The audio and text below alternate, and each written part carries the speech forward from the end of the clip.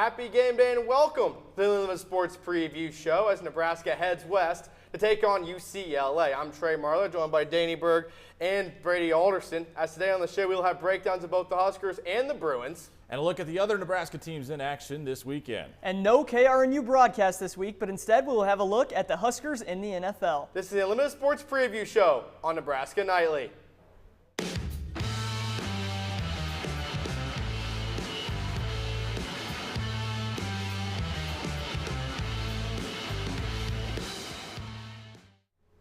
Welcome back in the studio as we take a look at tonight's matchup between the Bruins and Huskers. The game is at 8 o'clock Central Time tonight, 6 p.m. on the West Coast. UCLA comes in winning 3 of their last 4.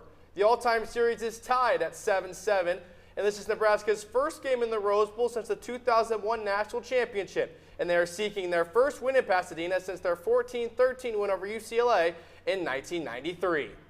Looking specifically at Nebraska, and when talking about the offense today, guys, all eyes are on TJ Lateef. Yeah, and with Lateef in, it's a whole new scheme that Holgorsen has for this offense. They like to mix in the read option, the run-pass option. Lateef likes to use his legs. He's got 2 rushing touchdowns on the season, but he's also a great passer, 16 for 19 passing this season. So we'll see what the Huskers offense looks like against UCLA. This is big for TJ Lateef. He's going back home. He's a California kid. He got knocked out in the quarterfinals last year to St. John Bosco, so you know he's got a chip on his shoulder going back home, and he's now in the driver's seat for the last 4 games of the season, maybe more depending on where they finish. This is a huge opportunity for him. Danny, you touched on he's from LA, first start in college back in the town where he grew up. How big of an impact might that be just for like comfort and confidence level in TJ? Well, I mean, you really couldn't have drawn it up any better for TJ Lateef, and maybe the only way you could have drawn it up better is if the game was at Memorial Stadium, but the Rose Bowl I think is a pretty close second. Nebraska fans are going to travel well. They travel well to every place, and the Rose Bowl is going to be opened up a little bit more, so more Nebraska fans are going to be able to get there. But you know, this offense now, Dana Holgorsen's worked with so many different quarterbacks throughout his career. He knows exactly what to design for TJ Lateef. TJ Lateef was not getting a lot of first-team reps earlier in the season, especially during Big Ten play when Dylan Raiola was taking those first-team snaps. It was TJ working with the second team. Now he's working with the first team. He's got Emmett Johnson right next to him. And Isaiah Hunter's working down the field with him.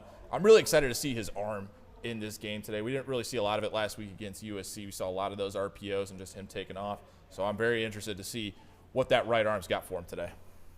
Here's what the offense had to say about the confidence in their new true freshman quarterback. TJ was ready to go. He's a student of the game. Enjoy coaching him. It's going to obviously mean more now, you know, when you know you're that guy. Just so far, just a change in his focus. You know what I'm saying? Today he was, you know, he's always dialed in, but you know, it's like a switch. Like, hey, I got to run the show now, so I can see. I seen it today, and we're pretty confident in him this week. Looking at the defense and guys today, it's all about containing Nico Iamaleava. Yeah, and we've seen this season against quarterbacks that can run the football. That's where the Huskers have struggled, obviously, against Cincinnati and against Michigan. Quarterbacks had big rushing numbers, a lot of rushing touchdowns, and containing Iamaleava is going to be tough for that Husker defense today. I mean, look at last week against USC. It took them a while to figure out what exactly was going to work against Nebraska's defense, and even though it was a huge struggle for them in the first half, they figured out, if we run the ball up the middle, maybe we can start to get yards, and that's exactly what happened. That's what won USC the game, and the run defense this year for Nebraska has just been absolutely abysmal. There has not been a lot of good that you can say about them this entire season. If UCLA wants to go out and win this game, that's exactly what they should do, is run the ball down their throat. But you could say the same thing on the other side as well. This is definitely going to be one of those ground and pound games. But this defense for Nebraska really has to get aggressive on Iamaleava. That is not a great front 5 that they have on the offense. So if you can get the quarterback rush and get him out of the pocket, you might have a chance. Here's what the defense had to say ahead of this afternoon's contest. They're really doing a really nice job running the ball. In that running game includes the quarterback as a designed runner, also includes the quarterback as a scrambler. If you look at the Penn State game, he probably had 80 yards in critical scramble yards. He scrambles on third downs for first down. He's athletic as hell. It's an extreme motivator. I mean, you got that little itch, you know what I'm saying, on the back of your head. You waiting on that game because obviously they came in our house and we ended up losing. So, I mean, this is a game that we've been waiting for, and we're ready to go out there and go play. I'm very excited. I'm very happy to be back out there. I'm very excited to see my family back out there. I think I got grammar coming out, and then my feeling this year coming out too. Now, turning back to last week, what did you guys see in the USC loss? Well, on the bright side for the Huskers, they held USC to just 135 passing yards, which was their fewest passing yard total in 83 games. But on the negative side, it was Jaden Mayava rushing for 62 yards. The most that he had this season was 31, so he almost doubled that. And we saw the Huskers giving up almost over 7 yards a rush for the majority of that game. So their run defense needs to be better, but we know that Husker pass defense is elite. And, they really leaned into the environment of last week. I mean, the scenes just wrote themselves. But we noticed, too, that pass defense of Nebraska started to wane out as the game went along. And a big part of that is because there was so many 3-and-outs on offense. That defense was not getting any time to rest whatsoever, and that takes away from the stamina of the defense. And that was just something that really jumped off the page at me last week, is that it seems like the defensive players were just out there forever for Nebraska, and USC took it to their full advantage, and they were really running the clock down. Those drives were just so long, they had so many plays, and they took so much time off the clock. Yeah, it seemed like, especially in the second half, Nebraska, the offense just wasn't clicking. They only 3 points that entire second half. It just seemed like no matter how much the defense did to help out, eventually they just broke, especially on that last drive when USC took the lead. And that was part of Latif coming in, and they didn't have time to game plan around him. Now they've got a whole week knowing that Latif is their guy, but we did see them struggle in that second half offensively against USC after taking a 8-point lead to the locker room. Yeah, Latif had a hard time getting his grounding in that game, but another thing, too, is they slowed Emmett Johnson down. He had a hard time breaking through tackles there in that second half. That's part of those halftime adjustments, is that USC was able to figure out Emmett Johnson, and Emmett Johnson wasn't able to figure them out back to be able to keep breaking off long runs. Hopefully tonight, maybe the legs of TJ Latif might be able to offset Emmett Johnson's workload. He's had career-high rushes in back-to-back games. Could be something to keep an eye on, especially for that offense. Well, coming up after the break, we take a look at the UCLA Bruins. But first, this week's edition of Guess That Husker.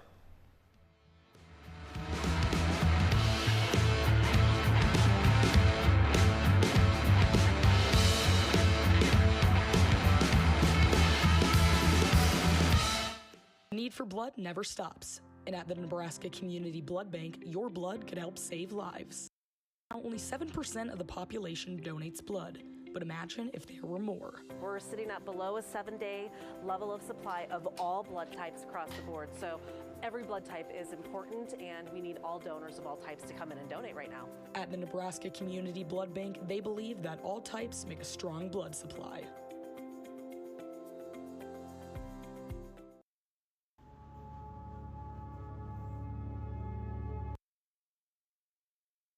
It's a daily part of many college students' lives, something we've become used to, but it can also be overwhelming and draining. Studies show that taking regular breaks from social media reduces stress and improves mental health. Too much screen time has been proven to increase anxiety, while stepping away, connect with the world around you. Protect your mental health.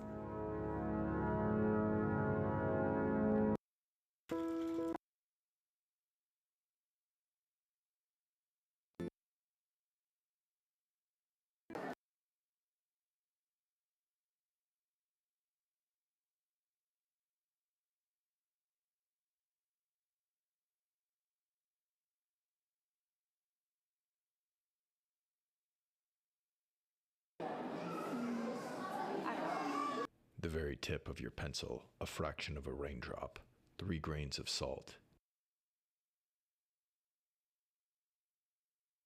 Deal on fentanyl.com.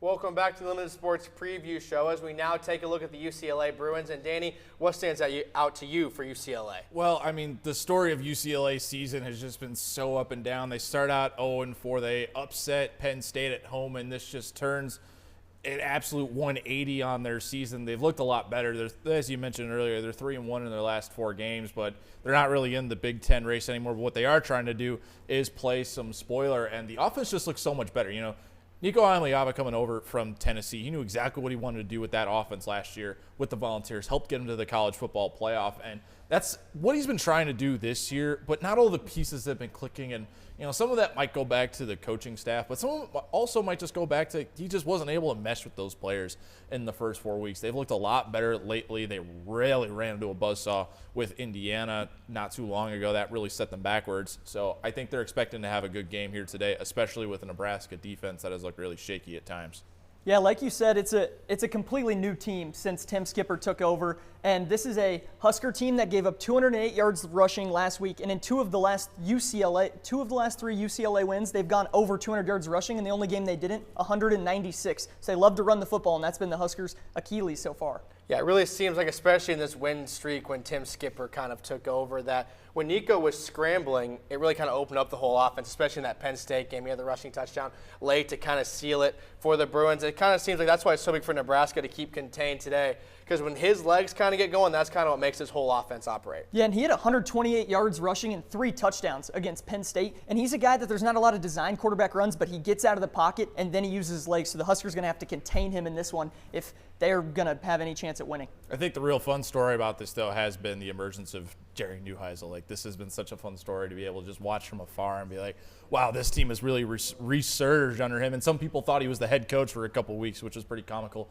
But he's really turned around this UCLA team. Are they going to get to a bowl game? It might not happen. But as we just said, they could really play spoiler, especially going down the stretch. USC awaits them. They've got Ohio State. They got Washington. They got a lot of good teams on their schedule that they can really throw them for a loop if they keep their good times rolling for them. That's right, Danny. Jerry Neuheisel, not the head coach, but the interim head coach is Tim Skipper, and he spoke to the media earlier this week and had high praise for the Huskers. They're going to create a lot of havoc that way with the people that they use. They create a lot of turnovers. They're very good on third down. They don't give up big plays in the passing game. They're really good at keeping people in front of them. So we're going to have to do what we always do. We're going to have to win in the trenches. We're going to try to win the time of possession battle, control the ball, and then take what they give us. Over this UCLA defense has surged. The average yards given up has gone down by 84 yards. They have 21 TFLs over the last 5 games, and they have 6 turnovers with 3 interceptions and 3 fumble recoveries.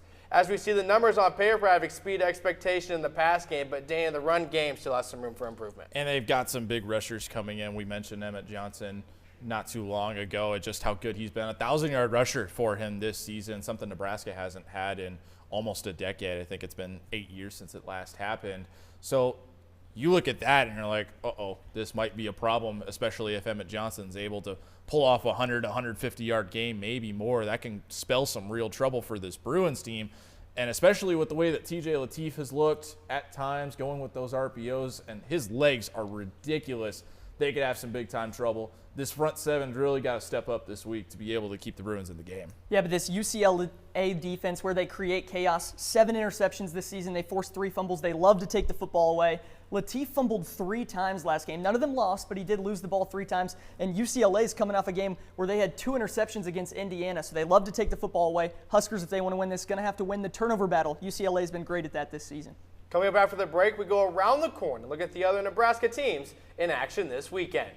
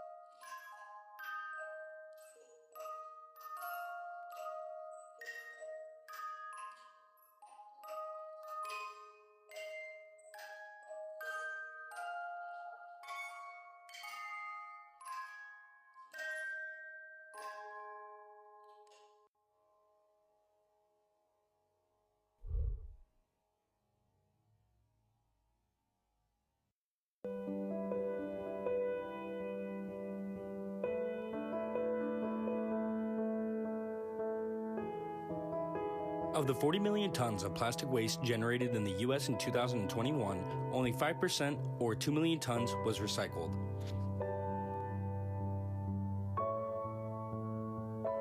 Make sure you do your part in keeping Anderson Hall clean. For more information on recycling statistics, visit epa.gov today. Welcome back to the Limited Sports Preview Show, as we are now joined by Arden Lockheim and Bobby Hessling for this week's edition of Around the Corn. Thanks, Trey. Welcome back to Around the Corn. I'm Bobby Hessling, joined by Arden Lockheim this week. For this week's edition of Around the Corn, both men's and women's basketball have a game under their belts. The women's basketball team started out hot against Northwestern State, breaking the game open with 32 in the first quarter. They led by 41 at the half and never slowed down. Powered by a 21-point performance by transfer Claire Johnson and 19 from sophomore Britt Prince, the Huskers walked away with a 103-46 victory. But that wasn't the end of Husker basketball action on Monday. The men's team also took action in PBA, facing off against West Georgia. Yeah, the men's basketball team wanted to match that 1-0 start that the women posted earlier in the day. A slow start in the first half, leading by 5 at the break, was catapulted open in the second half thanks to 22 from redshirt freshman Braden Frager, who shared his thoughts after his first official game. I feel like it's just going back to even the exhibition game and against Midland, just seeing that ball go in the hoop just kind of really helped out a lot with it.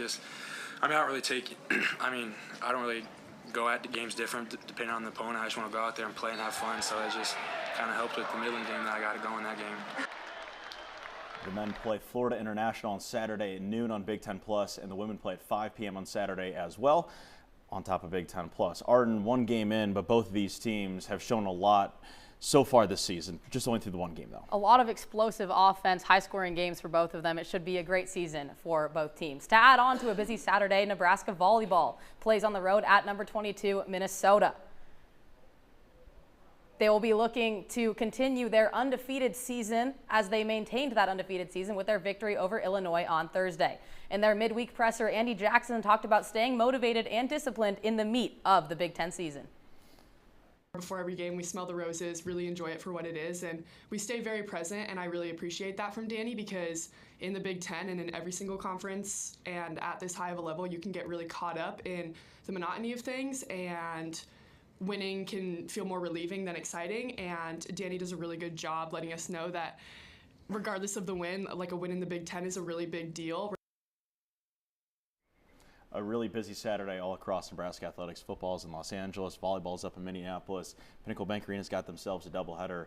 I said last week, it's going to be a busy time of year, and we are at this time. Absolutely. There are so many Husker sports to watch, and it's an exciting time to be a fan of the Scarlet and Cream. And we wish we had more time to cover them all, but that is just not the case as the winter continues to just keep getting started and the fall is coming to a close. Well, that'll do it for us on Around the Corn. Trey, Brady, and Danny, back to you guys at the desk. Thank you, Bobby and Arden. Guys, your early assessment of this Huskers team on the hardwood.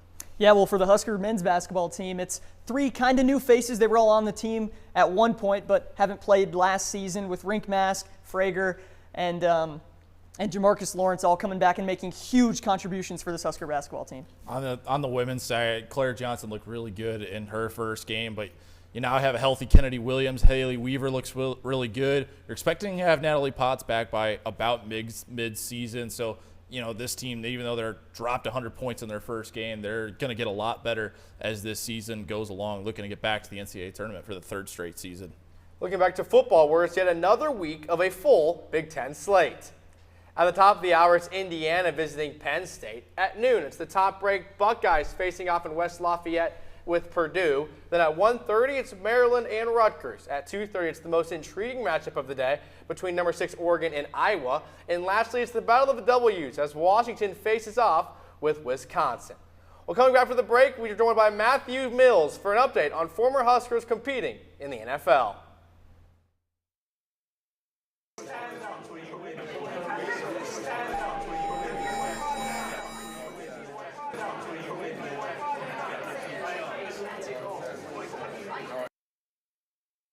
On average, every Big Ten student wastes 112 pounds of garbage each year, but there's a fix.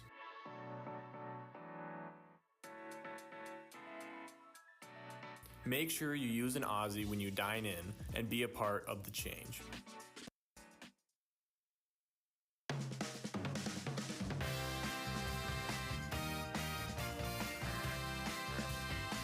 Tonight on Nebraska Nightly.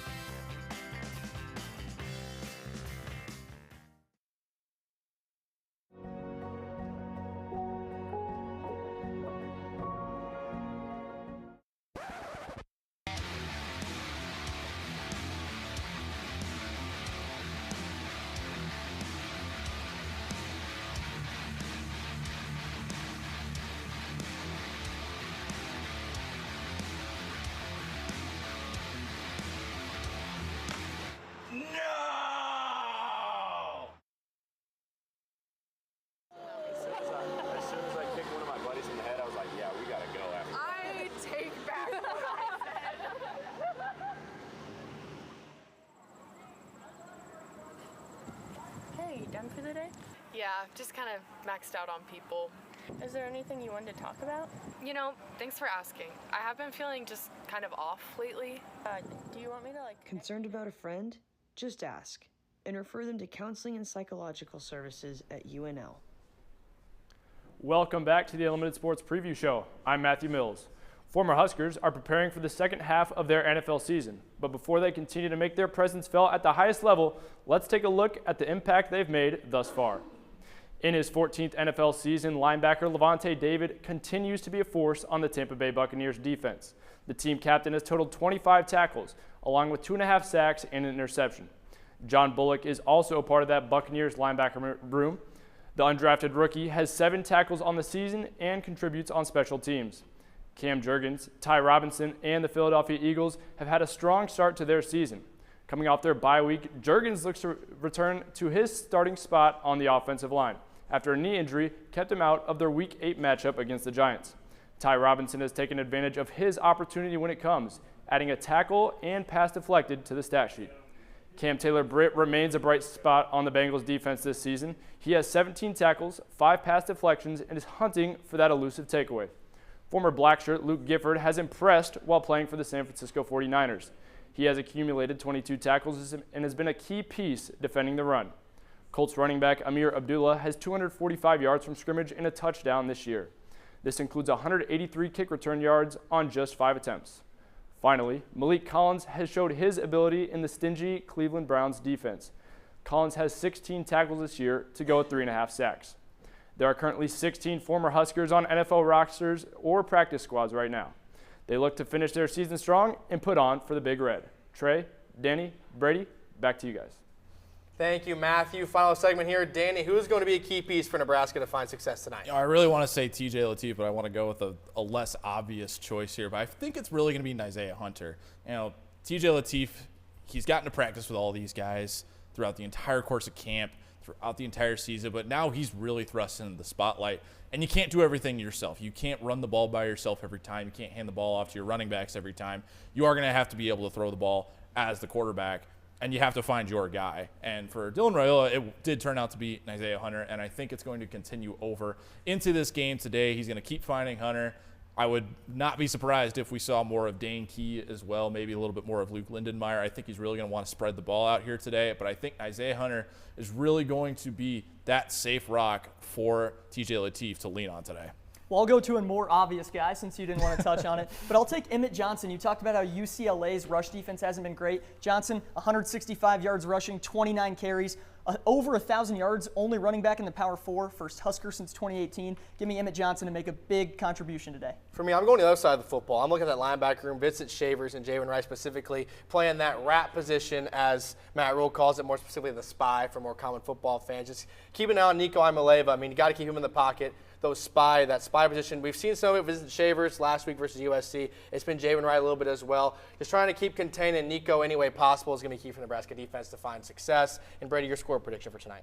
I got it as a close one. I think 27-24 Huskers. Maybe if it's higher scoring, 31-28. I think it's going to be a 3-point finish somewhere in the one-score game. But I think the Huskers win in a way similar to how they beat Michigan State and Cincinnati and Maryland. Just a last-second gritty, come-from-behind win. It's not going to be perfect with Lateef, but I think they'll find a way. Nebraska's coming into this game. They are upset after last week, and with everything going on this week, all the negatives that are surrounding the program with Dylan Raiola going down, they know they want to go out there and go get a win. But anytime you're going on the road, especially going to the West Coast, in the 2 years we've had the expanded Big Ten so far, it has not been proven fruitful for teams going out to the West. That's why I think it's going to be a close game. I still have Nebraska coming out on top. I'm going to go similar route that Brady did, one-score game. I'm going to go 24-20. But, however, I do think it could go either way there. I don't think it's going to be more than one score. But I could foresee a potential for UCLA to come out by a very similar margin. But I do think it's Nebraska that comes out on top. And I do think, as I swear I say every week, it is special teams that it's going to come down to. It is something that Nebraska is going to have to perfect this week because – you're not sure where you're going to be able to lean this week with so much unpredictability on the offense. Yeah, we've seen Nebraska respond really well after losses this season. I think they keep that train rolling. We go with the clean sweep. I have Nebraska winning. I think it's highest scoring, 38-34. I think these two mobile quarterbacks really open up these offenses on the West Coast. I think maybe a little Pac-12 after dark like we used to see back in the day. A shootout in the Rose Bowl. I have Nebraska winning 38-34. And Danny, your final thoughts? Well, I think that we're going to learn a lot about TJ Lateef here in this game. I don't think he expected to play a whole lot this season after the non-con slate ended. But now the spotlight is all his. He's going to have 4 games, 3 games in the regular season, and then the postseason game, wherever they end up going, to show what he's got. And it's really going to show off to the rest of the coaches that they are going to have a very capable second quarterback with Dylan Raiola next season if they both do come back for the 2026 season. There's a lot that we're going to be able to learn here today. It's just the first iteration of what we're going to be able to see. I don't know if we learned as much as we would have liked against USC last week, but I think in this game today we're going to learn a whole lot more. Brady, what about you? Danny, like you said, close games always come down to special teams. And for the Huskers, they've made great plays on special teams all season. It's where they've won a lot of these games. But this is maybe the best special teams unit they've faced. UCLA, 3rd in kick return defense in the Big Ten. So we'll see what special teams unit comes out on top, and I think that is going to be the team that wins. Should be a really fun one tonight in the Rose Bowl. Well, thank you for tuning into this week's edition of the Illumina Sports Preview Show. For Danny Berg, Brady Alderson, our directors who filled in today and killed it, Devin Tubbs and Tyler Moore and their entire team working behind the scenes to make this whole thing go. I'm Trey Marler. Enjoy your college football Saturday.